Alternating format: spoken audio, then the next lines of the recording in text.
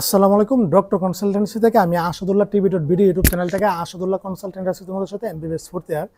আজকে যে টপিকটা নিয়ে আলোচনা করবো সেটা হচ্ছে যে তোমাদের এমবিবিএস ফার্স্ট ইয়ারের ফার্স্ট কার্ড এমবিবিএস লাইফের জীবনের প্রথম তোমাদের কি পরীক্ষা এক্সাম তো কার্ড। তো অলরেডি অনেক মেডিকেল কলেজের কি কার্ড কি শুরু হয়ে গেছে, আবার অনেক মেডিকেল কলেজের কার্ড কি ফার্স্ট কার্ড শেষ হয়ে গেছে, আবার অনেক মেডিকেল কলেজের কার্ড কি এখনো শুরু হয়নি, শুরু হবে, বুঝতে পারছো? তো এখনো কিছু প্রশ্ন কিছু টপিক আসে যে আইটেম সবগুলি ক্লিয়ার না থাকলে কার্ডে মূলত বসতে দেয় না, এমনকি পার্সেন্টেজ 75% না থাকলে বসতে দেয় না। যেগুলো একটু কঠিন মেডিকেল কলেজ এমনকি অনেক নিয়মকানুন মেন না চলে, ওরা একটা আইটেম পেন্ডিং থাকলেও কি কার্ডে বসতে দেয় না। তো আমরা দেখলাম যে বিভিন্ন আমার হোয়াটসঅ্যাপ গ্রুপে প্রায় 450 স্টুডেন্ট যুক্ত আছে ফার্স্ট ইয়ারের। তো আমরা দেখলাম যে কি বিভিন্ন মানে মেডিকেল কলেজের কার্ডে ওদের বসতে দেয়নি, বুঝতে পারছো? আর দেখলাম যে কোনোটাতে 100টা সিট আছে কিন্তু 50 জনকে বসতে দেয়নি। তো বিষয় হলো যে এখন তোমার কি করণীয়, এখন তুমি কি করবা? যারা কার্ডে এলিজিবল হয়েছে, বসার সুযোগ পেয়েছো, সমস্যা নাই, কার্ডে বসো, পরীক্ষা দাও, একটা অভিজ্ঞতা হবে। পারো না পারো সেগুলোর পরের বিষয়। মোটামুটি জীবনের প্রথম পরীক্ষা, অনেক কিছু তুমি পারবা না, অনেক কিছু পারবা, এটাই স্বাভাবিক। অনেক ভুলভাল হবে, একটা ধারণা একটা অভিজ্ঞতা তোমার হবে, একটা বইবৃত্তি কেটে যাবে, বুঝতে পারছো? তো রেগুলার যারা বসার সুযোগ পেয়েছে ওকে ঠিক আছে, ফাইন। কিন্তু এখান থেকেও যারা বসার সুযোগ পেয়েছে দেখবো যে অর্ধেকেই কি সাপ্লি খাবে, মানে ফেল করবে।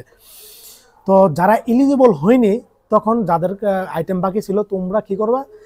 এই পেন্ডিং আইটেমগুলি ক্লিয়ার করে ফেলো, বুঝতে পারছো? স্যার টিচার স্যার ম্যামদের পিছনে লাগা থাকো, চম্বুকের মতো ইমপ্রেশন ক্রিয়েট করো, এমনকি ওনাদের পিছনে লাগা থাকো, দেখবো যে আইটেমগুলো কি ইজিভাবে ক্লিয়ার করে দিয়ে দিবে তোমাদেরকে।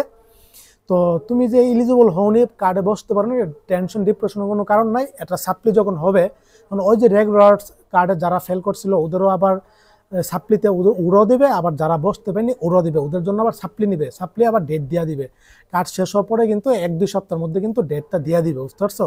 তো সুতরাং যারা এলিজিবল হওনি তারা সাপ্লিতে বসতে পারবে, কোনো সমস্যা নাই। তখন সাপ্লিতে তুমি বসো, পাস করো ফেল করো এটা পরের বিষয়। বসা রয়েছে ইম্পর্টেন্ট, বসা রয়েছে তোমার মোটামুটি এটাই সব কিছু। পাস ফেল এটা কিছু আসে যায় না, কিন্তু তোমার বসাটা মোস্ট ইম্পর্টেন্ট।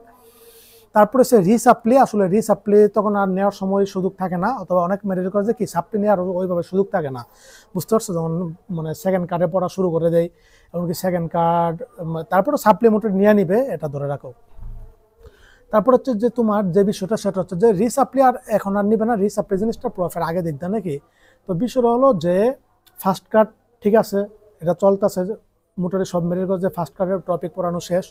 সেকেন্ড কার্ড, হ্যাঁ সেকেন্ড কার্ড যেটা তোমাদের ফার্স্ট কার্ডের টপিক কী ছিল, অ্যানাটমি কি থোরাক্স, এখন সেকেন্ড কার্ড হচ্ছে সুপারিয়র এক্সট্রিমিটি দিয়ে শুরু করবে। তো এই সেকেন্ড কার্ড যখন পড়াবে, ধরো 1-1.5 মাস পড়াবে, তখন কিন্তু সেকেন্ড কার্ড আবার নিবে। যারা যারা আইটেম ক্লিয়ার থাকবে ওরা বসতে পারবে, দিতে পারবে। কারণ সেকেন্ড কার্ডও কিন্তু আবার তোমার বসতে হবে, দিতে হবে।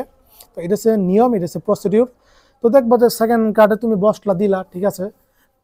তারপরে এই যে 2টা কার্ড হয়ে গেল সম্পূর্ণ, তারপরে কি ঘটনা ঘটবে জানো? ফার্স্ট টার্ম হবে।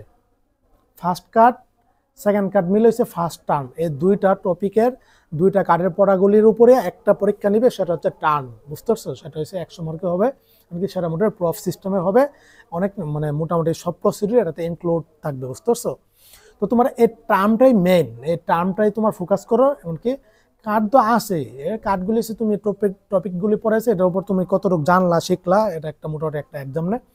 কিন্তু হ্যাঁ, MBBS first year second year মোট 6টা কার্ডে 6টা কার্ড পরীক্ষা হবে, 3টা টার্ম পরীক্ষা হবে। মূলত প্রফে এলিজিবল হবা কি হবা না সেটা নির্ভরশীল করবে কিসের উপর? জানো? টার্মের উপর। তোমার টার্ম ক্লিয়ার আছে কিনা, 3টা টার্ম ক্লিয়ার না থাকলে কিন্তু প্রফে বসতে দিবে না, বুঝতে পারছো? আবার কিছু কিছু মেডিকেল কলেজে দেখতেছে যে ওর কার্ডও ক্লিয়ার নাই, টার্মও ক্লিয়ার নাই, কিন্তু আইটেমগুলি সবগুলো ক্লিয়ার আছে, তখন কিন্তু কনসিডার করে যেগুলো একটু তোমার শেষের টাইপের মেডিকেল কলেজ, অত নতুন টাইপের মেডিকেল কলেজ, নতুন মেডিকেল কলেজ, এগুলি অনেক কনসিডার করে, বুঝতে পারছো? এমনকি পাসও করে দেয়, এত ঝামেলা করে না। যেগুলি তোমার ভালো টাইপের মেডিকেল কলেজ, মিডিয়াম টাইপের, ওরাই ঝামেলা করে, আটকায় স্টুডেন্টদের, আটকানোর টেন্ডেন্সি থাকে। আটকাতে পারলে স্টুডেন্ট 6 মাস 1 বছর পিছিয়ে পড়বে, যখন কলেজগুলি বেতন নিতে পারবে, এক্সট্রা টাকা নিতে পারবে, এটা লাভ। এসব কি টেন্ডেন্সি থাকে, এমনকি এসব চিন্তা ভাবনা থাকে। কিন্তু কি নতুন অথবা শেষের ক্যাটাগরি যে মেডিকেল কলেজগুলো আছে ওরা এত ঝামেলা করে না, বুঝতে পারছো?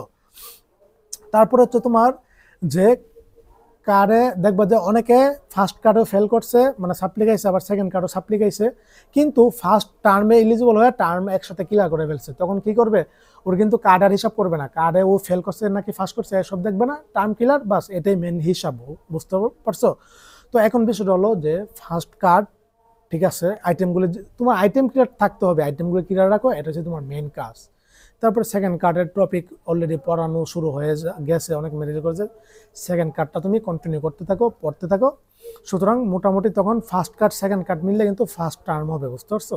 আর সেকেন্ড কার্ডে বসো, কোনো সমস্যা না, পাস করো ফেল করো এটা কিছু আসে যায় না, এটা কোনো সমস্যা হবে না। কিন্তু তোমার বর্ষরা যোগ্যতা অর্জন করে অনেক কিছু, বুঝতে পারছো? মেডিকেলে এই বর্ষাটাই মেইন ইমপ্রেশন। ধরো তোমার যদি একটা ব্যাড ইমপ্রেশন হয়ে থাকে তখন কিন্তু এটা ইফেক্ট পড়বে অনেক কিছুর উপর। তারপরে হ্যাঁ, সাপ্লিতে অবশ্যই বসবা, সাপ্লিতে যদি না বসতে পারো তাহলে কিন্তু তোমার প্রফেসর স্যার ম্যামদের কাছে তুমি একটা ব্যাড ইমপ্রেশন ক্রিয়েট হয়ে যাবে তোমার। সুতরাং বসার ট্রাই করবা, সর্বদা চেষ্টা করবে, ইনশাল্লাহ পারবা, কোনো সমস্যা না, আইটেমগুলো কি একটু চেষ্টা করলে পারবা। আর মানে ফার্স্ট টার্ম এটা তো মোটামুটি এটার জন্য প্রস্তুতি এখন থেকে নিতে থাকো। এই যে পড়াগুলি পড়ছে এগুলি ফার্স্ট টার্মে মানে কাজে দিবে, বুঝতে পারছো? মেডিকেলে এই একটা পড়ে কিন্তু সবসময় কাজে দেয়। তারপর আরেকটা যে বিষয় সেটা হলো যে তোমার এই হ্যাঁ, তোমার যেটা বলতেছিলাম সেটা হচ্ছে যে এই এমবিবিএস এ ফার্স্ট ইয়ারটা এরকম একটা কন্ডিশনে তোমরা থাকবা যে একটা আইটেম ক্লিয়ার না হতে হতে আরেকটা আইটেম উপস্থিত, একটা কার্ড শেষ না হতে হতে আরেকটা কার্ডের মানে সাবটি ডেট দিয়ে দিচ্ছে, এমনকি সেকেন্ড কার্ড আইসা উপস্থিত। তো এমনকি সেকেন্ড কার্ড শেষ হওয়ার পরে ফার্স্ট টার্মের ডেট দিয়ে দিবে। অন্যরকম একটা হয়রানির মাঝে থাকবা, বুঝতে পারছো? অন্যরকম একটা কন্ডিশনে থাকবা, মানে কোনো রেস্ট নেওয়ার সময় নাই, কিছু একটু রিল্যাক্স করার সময় নাই, কিছু একটু ঘোরার সময় পাবা না, এরকম একটা কন্ডিশনে থাকবে। এটা স্বাভাবিক, ফার্স্ট ইয়ারটা একটু একটু প্যারার মধ্যে থাকে। তারপরে এরপরও সমস্যা নাই, এই ঠিক হয়ে যাবে আস্তে আস্তে ইনশাল্লাহ। তো এই ছিল, আইটেমগুলি ক্লিয়ার রাখো, ক্লিয়ার করো, স্যার ম্যামদের সাথে ভালো একটা ইমপ্রেশন ক্রিয়েট করো। ডিপ্রেশন করে কিছু লাভ নাই, দিন শেষে তুমি পড়া শুরু করে দিলে পড়া হবে, এমনকি ডিপ্রেশন কাইটা যাবে, বুঝতে পারছো? একটু চেষ্টা করলে পারবা। অনেকে হয়তো পড়া বুঝতেছো না, কেমনে কি শুরু করবা বুঝতেছো না, গাইড অলরেডি মার্কেট আইসা পড়ছে, গাইডগুলি কিনলে তুমি রিটার্ন কি কি প্রশ্ন আসবে, কি কি পড়তে হবে এগুলি তখন তুমি বুঝবা। আর বাইবা স্যার ম্যামরা যেগুলি বলে বাইবার প্রশ্ন এগুলি পড়বা, সমস্যা না, গাইডও দেয়াল আছে সুন্দরভাবে, পিডিএফ এ নোটেও দেয়াল আছে, যে যেভাবে পড়া শান্তি পাও, যে যেভাবে পড়া বুঝতে পারো ওইভাবেই পড়ো, তুমি তোমার মতো করে পারো, এটা হচ্ছে মেন বিষয়, বুঝতে পারছো? আর রেগুলার থাকবা, রেগুলার মোস্ট ইম্পর্টেন্ট, এটা অনেক গুরুত্বপূর্ণ। তো এই ছিল, এত হতাশা টেনশনের কোনো কারণ নাই, এমবিবিএস লাইফটা এরকমই। তো একসময় ঠিক হয়ে যাবে ইনশাল্লাহ, সবকিছু মানিয়ে নাও, এটা তোমার মানিয়ে নিতে হবে, এটা হচ্ছে মেন কন্ডিশন। আর নিজের উপর বিশ্বাস ভরসা রাখো, হ্যাঁ? তো সবাই ভালো থাকো, সুস্থ থাকো। আর কাদের কাদের কার্ডের রেজাল্ট দিয়েছে না দিয়েছে এগুলি জানাবা। আমার গ্রুপে যারা যুক্ত নাই ওরা আমাকে হোয়াটসঅ্যাপ করবো, আমি আমার এই হোয়াটসঅ্যাপ গ্রুপে যুক্ত করে দিব। প্রায় 450 জনের উপরও স্টুডেন্ট, 460 জন স্টুডেন্ট কিন্তু যুক্ত আছে, প্রায় সব মেডিকেল কলেজ থেকেই আমার এই হোয়াটসঅ্যাপ গ্রুপে। তো ওইখানে অনেক হেল্পফুল স্টুডেন্টদের মোটামুটি প্রশ্নের জবাব দেয়। তো সকলের জন্য শুভকামনা রইল। আসসালামু আলাইকুম রহমতুল্লাহি ওয়া বারাকাতুহু। জুম্মা মুবারক।